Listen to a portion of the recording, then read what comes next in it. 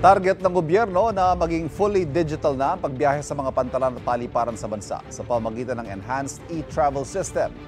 Kung ano yan, alamin sa unang balita ni Mark Salazar.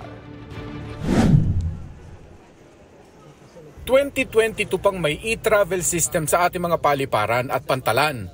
Pero hindi pa rin ito malawak ang ginagamit ng mga pasahero.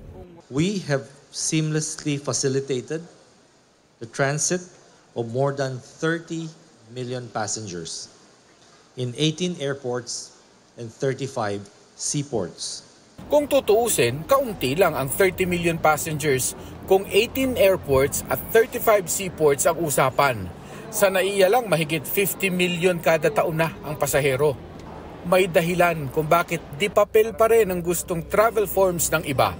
We still receive complaints from passengers, whether it's Filipinos or foreigners, primarily on the connectivity, on the processing or the enrollment of their arrival or departure in the system. Kung lahat sana ay handa na ang digital forms bago pumunta sa airport, mas bibilis ang daloy sa mga terminal. Ang mga ganitong paper arrival at departure forms ay optional lang sana sa ilan. May mga oldies tayo na hindi techie. About sa gadgets, yung sa mga tab natin, sa cellphone, hindi marunong yung mga elders natin, yung mga senior citizen. Kaya ni-require na lang, ganyan na lang na form na rin po.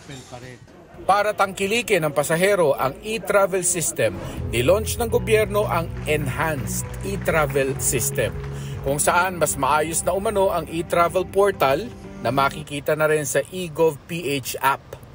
Iisang QR code na rin ang gagamitin ng pasahero mula sa app para sa digital travel forms ng Bureau of Immigration, Customs, Health Declaration at DOT.